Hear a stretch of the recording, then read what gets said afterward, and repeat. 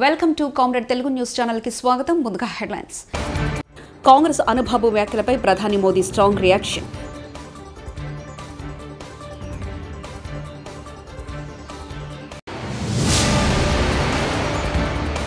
వైఎస్ఆర్ ఘట్ వద్ద రాహుల్ గాంధీ నివాళులు.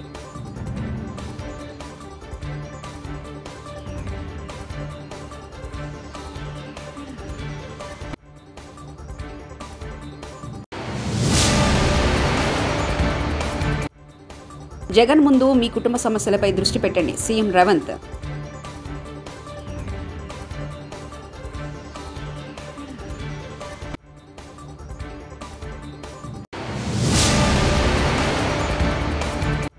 ప్రజలు ఓటు వేయకుండా అడ్డుకునేందుకు వైకాపా కుట్ర, నాగబాబు.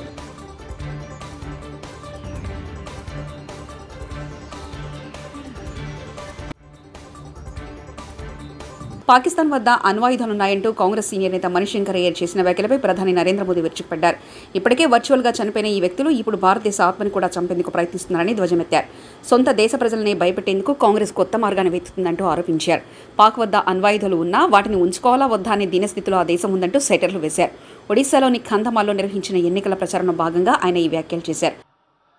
10 साल पहले किसानों को यूरिया के लिए कितनी परेशानी होती थी, आज यूरिया और दूसरी खाद के लिए कोई परेशानी नहीं है.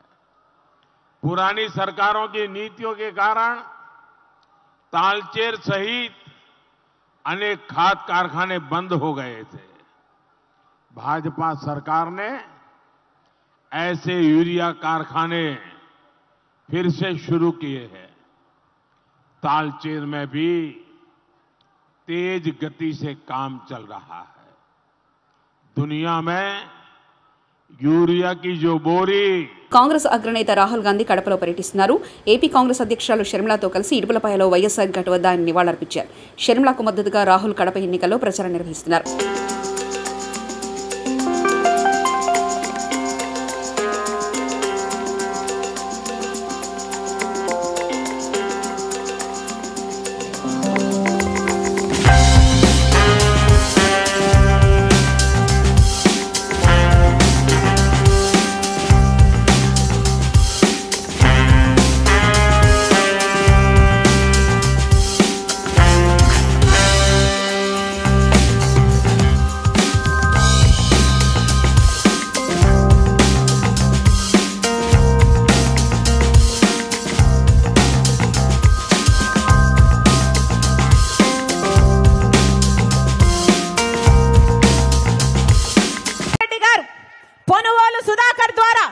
రాజశేఖర రెడ్డి గారి పేరుని ఛార్జ్ షీట్లో చేయించాలి అని 3 కోట్లకు వెళ్లారు.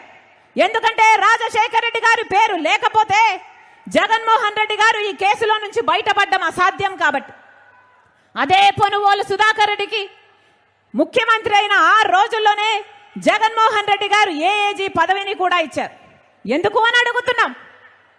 కన్న తండ్రి పేరుని సిబిఐ ఛార్జ్ షీట్లో చేర్పించిన వాడికి మీరు ఏఏజీ పదవిని ఇచ్చారు అంటే దానికి అర్థము మీ మాట మేరకే ఆయన సిబిఐ ఛార్జ్ షీట్లో రాజశేఖర రెడ్డి గారి పేరు ఉండాలి అని కోర్టుకు వెళ్ళాడు అని మీరే ఒప్పుకున్నట్టు కాదా అని అడుగుతున్నాం.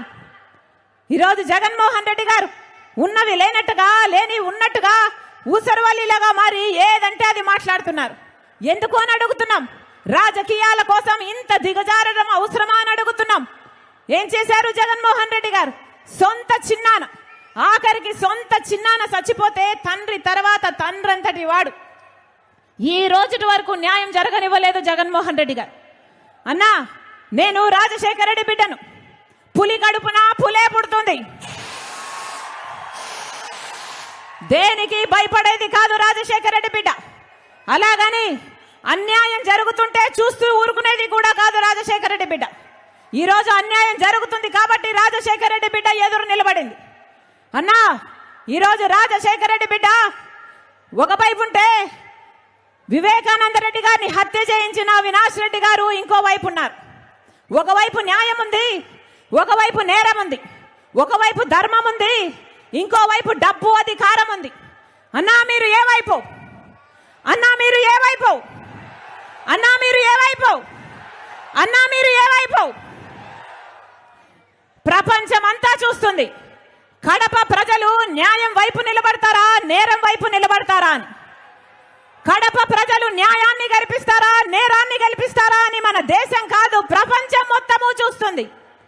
అందుకే ఈసారి ఎన్నికల్లో బుద్ధి చెప్పాల్సిన వాళ్ళకు బుద్ధి చెప్పండి, న్యాయం చేయాల్సిన వాళ్ళకు న్యాయం చేయాలని మీ రాజశేఖర రెడ్డి బిడ్డ ఇక్కడికి వచ్చిన ప్రతి అన్నను, ప్రతి తమ్ముణ్ణి, ప్రతి అక్కను, ప్రతి చెల్లిని శిరస్సు వంచి చేతులు జోడించి మనస్ఫూర్తిగా ప్రార్థిస్తుంది. మీకు మాటిస్తున్నా से आपको अधिकार मिलते हैं, रिजर्वेशन मिलता है, जमीन मिलती है, जो भी आपको आज तक मिला है वो इस संविधान से मिला है. ఈ రాజ్యాంగం ద్వారానే మీకు హక్కులు లభిస్తాయి, మీ భూములు లభిస్తాయి, మీకు ఉద్యోగాలు లభిస్తాయి. ఈ రోజు వరకు కూడా భారతదేశంలో ఏదైనా లభిస్తుందంటే అది కేవలం ఈ రాజ్యాంగం ద్వారా మాత్రమే. आंध्रा को स्पेशल स्टेटस मिलेगा तो ये किताब आंध्रा को स्पेशल स्टेटस दिलवाएगी. ఆంధ్రప్రదేశ్ కి ప్రత్యేక హోదా కూడా ఈ రాజ్యాంగం ద్వారా మాత్రమే లభిస్తుంది. పోలవరం ప్రాజెక్ట్ ये किताब दिलवाएगी. పోలవరం ప్రాజెక్ట్ కూడా ఈ రాజ్యాంగమే ఇస్తుంది. ఈ సీఎం జగన్ మాటలను సొంత చెల్లెలు కన్నతల్లి కూడా నమ్మడం లేదని తెలంగాణ సీఎం రేవంత్ రెడ్డి ఎద్దేవా చేశారు. కడపలో శుక్రవారం ప్రచారం చేసిన AP CM Jagan Congress party గురించి, ఏఐసీసీ అధ్యక్షులు షర్మిల గురించి పరోక్షంగా విమర్శలు చేశారు. ఈ సందర్భంగా చంద్రబాబు శిష్యుడైన తెలంగాణ సీఎం రేవంత్ రెడ్డి కుట్రలో కీలక పాత్ర పోషిస్తున్నారని ఆరోపించారు. దానిపై రేవంత్ రెడ్డి శుక్రవారం హైదరాబాద్లో నిర్వహించిన మీట్ ద ప్రెస్లో స్పందించారు. ఏది మాట్లాడినా, నా మీద ఎలాంటి ఆరోపణ చేసినా దానికి ఏమాత్రం విలువ లేదు. మిత్రుడు పక్క రాష్ట్ర ముఖ్యమంత్రి జగన్మోహన్ రెడ్డి గారికి నా సూచన, కన్న తల్లి సొంత చెల్లి లేవనెత్తుతున్న ప్రశ్నలకు మీరు సమాధానం ఇవ్వండి. వాళ్ళ యొక్క ఆలోచన, ఆవేదన మీ కుటుంబ అంతర్గత విషయమైన బహిరంగంగా రాజకీయ వేదికల మీద చర్చ జరుగుతుంది కాబట్టి జగన్మోహన్ రెడ్డి గారు దాని మీద దృష్టి పెడితే ప్రయోజనం ఉంటుంది. రేవంత్ రెడ్డి ఈరోజు కాంగ్రెస్ పార్టీ అధ్యక్షుడు, తెలంగాణ రాష్ట్ర ముఖ్యమంత్రి. రేవంత్ రెడ్డి లాయల్టీ 100% కాంగ్రెస్కే ఉంటుంది. వ్యక్తులతో వ్యక్తిగత పరిచయాలు, సత్సంబంధాలు, రాజకీయాలకు ఎలాంటి సంబంధం లేదు. చంద్రబాబు నాయుడు గారి పట్ల నాకు గౌరవం ఉంది కానీ రాజకీయ సంబంధాలు లేవు. వారితో ఉన్న రాజకీయ సంబంధాలను తెంచుకొని 2017 అక్టోబర్ 31 నాడు కాంగ్రెస్ పార్టీలో నేను చేరిన. నేను ఇప్పుడు కాంగ్రెస్ పార్టీకి బాధ్యత వహిస్తా. షర్మిల ఆంధ్రప్రదేశ్ కాంగ్రెస్ పార్టీ అధ్యక్షురాలు. ఖచ్చితంగా షర్మిల నాయకత్వాన్ని బలోపేతం చేయడానికి, ఆంధ్రప్రదేశ్లో కాంగ్రెస్ని గెలిపించడానికి నా వంతు సహకారం ఉంటుంది. కాబట్టి వారు కుటుంబ సమస్యల్ని పరిష్కరించే దాని మీద మనసు పెడితే బాగుంటుందని నేను సూచన చేస్తున్న వారికి. మీ ప్రియమైన సిస్టర్ని గెలిపించడానికి ఏపీలో ఎందుకు పర్యటించలేదు? ఆవిడే పెద్ద నాయకురాలు. ఆవిడనే 175 మంది ఎమ్మెల్యేలను గెలిపించే ప్రయత్నం చేస్తున్నారు. ఆవిడని గెలిపించడానికి రాహుల్ గాంధీ గారు ఆ రాష్ట్ర పర్యటనకు వెళ్తున్నారు. నాకు నా రాష్ట్రంలో 17 మంది పార్లమెంటు సభ్యులను గెలిపించే బాధ్యత నా మీద ఉన్నది. మా కార్యక్రమాలు ఏఐసీసీ మానిటరింగ్ చేస్తుంది. ఎవరు ఎక్కడికి వెళ్ళాలి, ఎవరు ఎక్కడ ఎన్నికల ప్రచారం చెయ్యాలా అనేది. కాబట్టి పార్టీ ఆదేశాల మేరకే మేము పనిచేయడం జరుగుతుంది. పిఠాపురంలో పవన్ కళ్యాణ్ గారి నివాసానికి చేరుకున్న రామ్ చరణ్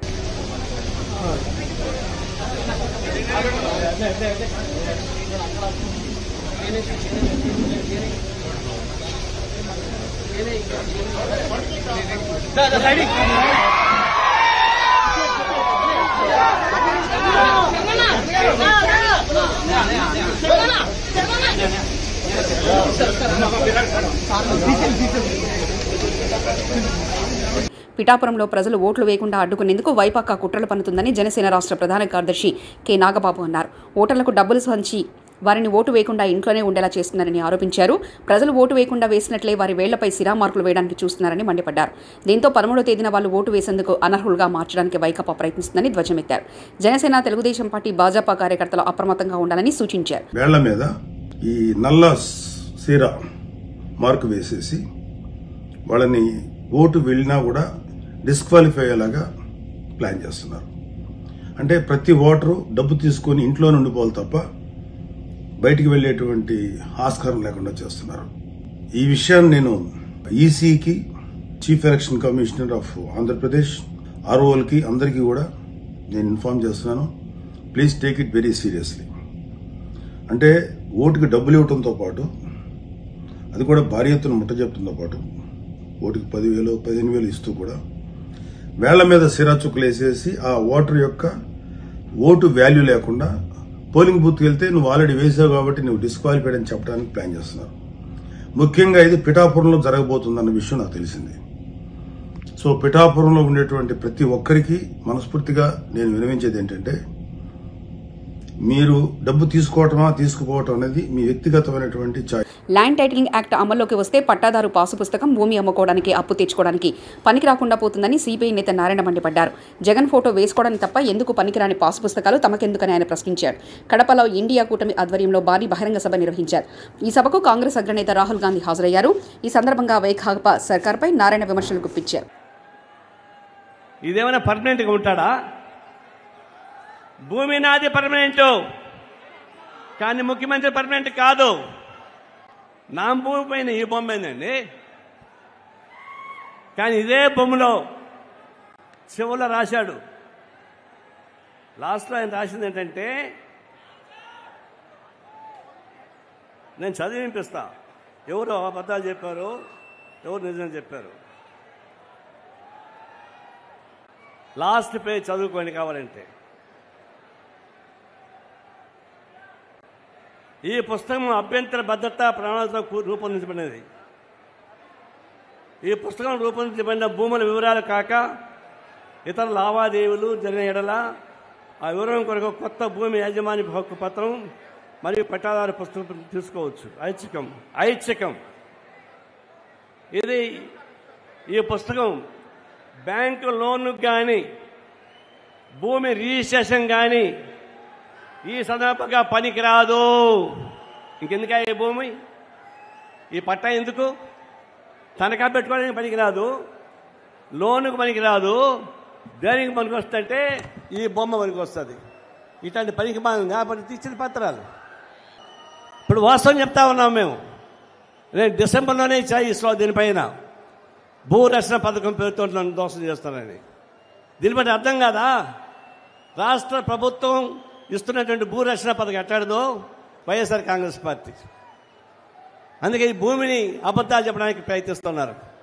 ఇది పోవాలా. ఇంతేకాదు, ఈయన తిరుమల శ్రీవారిని భాజపా జాతీయ అధ్యక్షుడు జేపీ నడ్డా దర్శించుకున్నారు. శనివారం ఉదయం వీఐపీ ప్రారంభ విరామ దర్శన సమయంలో స్థానిక భాజపా నేతలతో కలిసి ఆయన స్వామివారి సేవలో పాల్గొన్నారు. తిరుమల తిరుపతి దేవస్థాన అధికారులు ఆయనకు ఆశీర్వచనం చేసి స్వామివారి తీర్థప్రసాదాలు అందజేశారు. ప్రధాని మోదీ నాయకత్వంలో దేశం అభివృద్ధి చెందాలంటే ప్రజలు సుఖ సంతోషాలతో జీవించాలని శ్రీవారిని ప్రార్థించినట్లు నడ్డా తెలిపారు.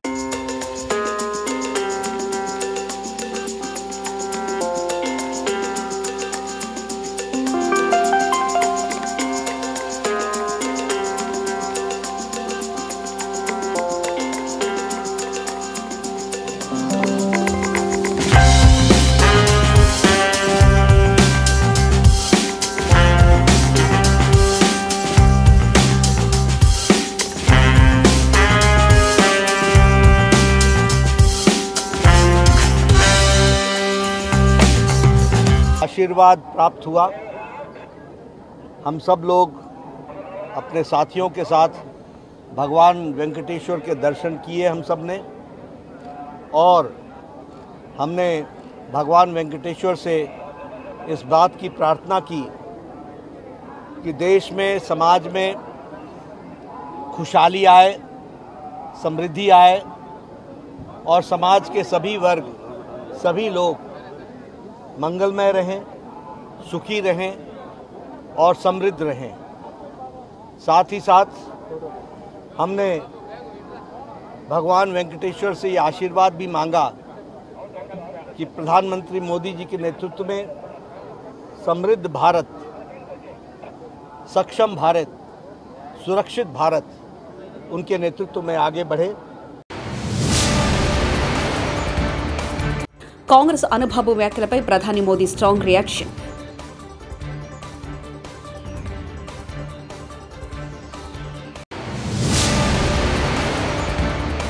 వైఎస్ఆర్ ఘట్ వద్ద రాహుల్ గాంధీ నివాళులు.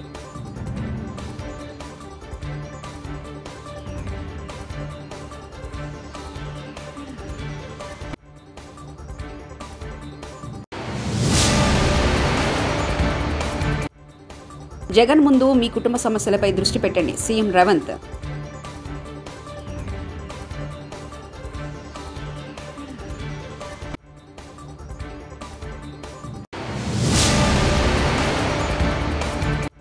ప్రజలు ఓటు వేయకుండా అడ్డుకునేందుకు వైకాపా కుట్ర నాగబాబు.